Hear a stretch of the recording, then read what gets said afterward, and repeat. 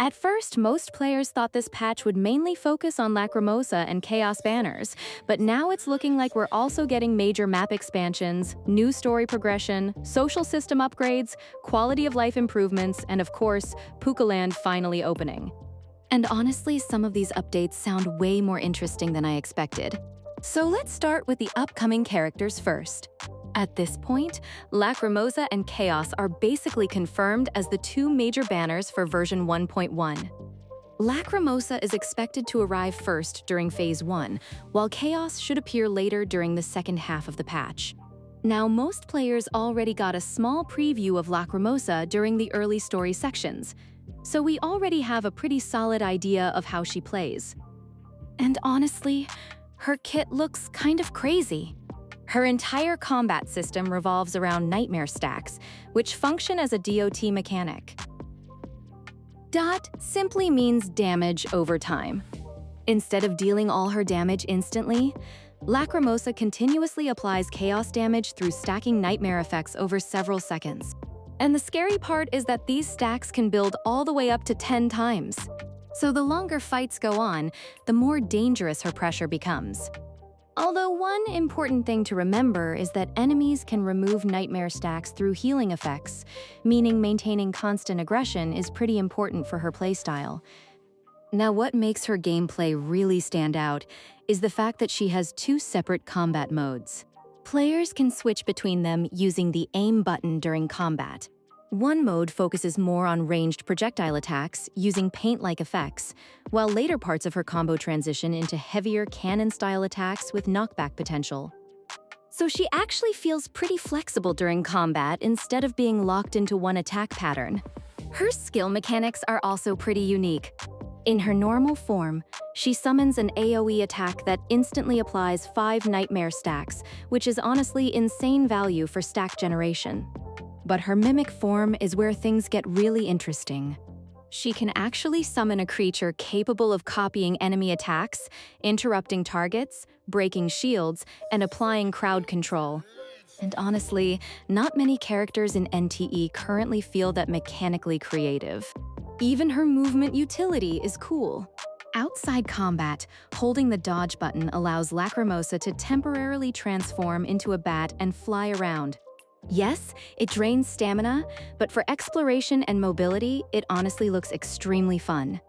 Then for her ultimate, she summons a massive creature that repeatedly attacks enemies in AoE while continuously applying additional nightmare stacks with every hit. So overall, her entire kit feels built around sustained pressure, stacking DOT damage, and slowly overwhelming enemies over time. Now for team setups. Zakiri currently seems like one of her strongest support options because of the synergy with Scorch effects. Dafodo also pairs really well with her. Some players are experimenting with Bon too, although both Bon and Lacrimosa are more selfish on-field DPS characters, so the synergy isn't necessarily perfect even if it still functions. Now let's quickly talk about her signature arc, the Last Rose. Right now, this is basically considered her best weapon option by far.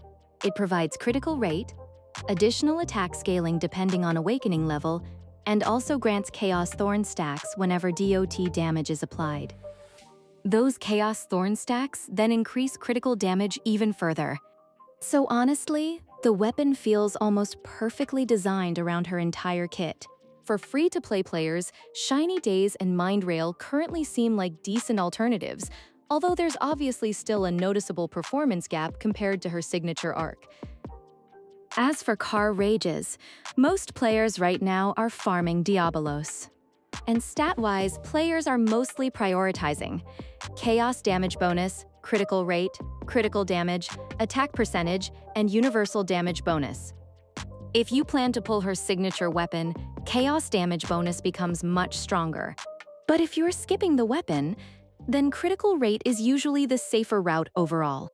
And honestly, if your account is already above level 40, this is probably the perfect time to start preparing materials for her release. Now moving over to Chaos. Unfortunately, we still barely know anything about him. The only confirmed information right now is that he's a Lakshana element character. That's basically it. But interestingly, parts of the CN community are already suggesting that players avoid heavily investing into Huror if they're planning to save for Chaos later on. So there's definitely some growing hype around him already. Now, speaking of future updates, let's talk about the upcoming developer livestream. The official version 1.1 stream is scheduled for May 23rd and should mainly broadcast through Bilibili, which means it'll probably focus mostly on the CN audience and likely be fully in Chinese. But regardless, this stream should reveal a huge amount of important information. We're probably getting banner previews, gameplay showcases, event reveals, system updates, and hopefully more detailed information about Chaos as well. There's also a strong possibility we'll receive the usual 300 Analyth redeem codes during the stream. And honestly, global players will probably receive similar rewards too. Now, outside of banners and combat content, one of the biggest social updates is finally happening. Male characters are now becoming fully available for the housing interaction system. Before this, only female characters could be invited into player housing. But after the update, players should finally be able to interact with characters like Bong and Chaos the same way. This includes things like walking together, vehicle interactions, watching TV, cooking, and companion activities around the house. And honestly, a lot of players have been asking for this feature for a long time.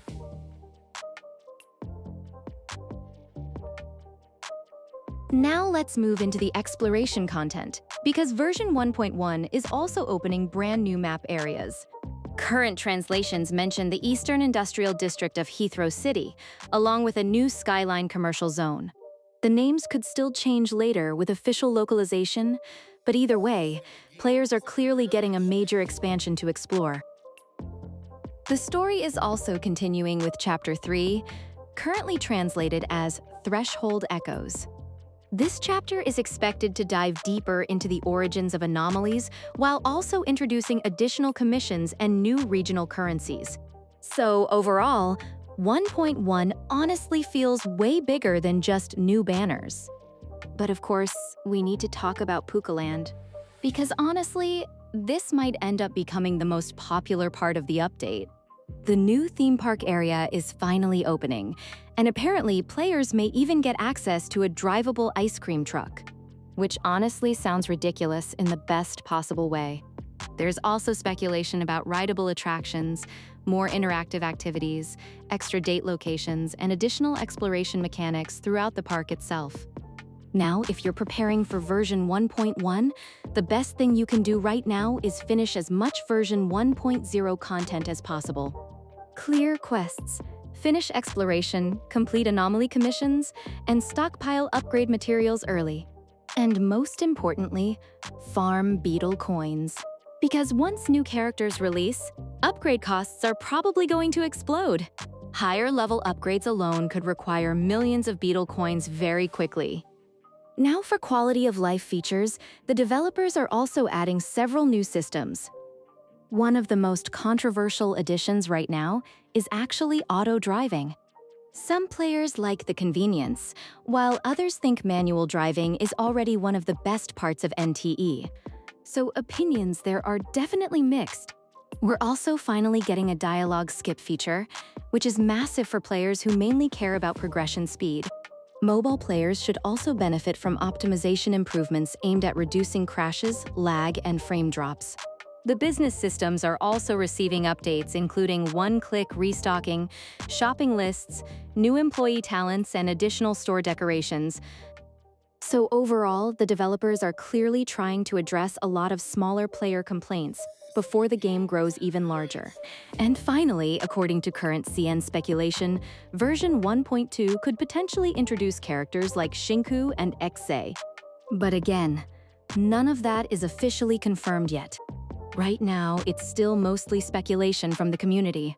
Still though, if even half of these leaks end up true, the long-term roadmap for NTE already looks insanely stacked.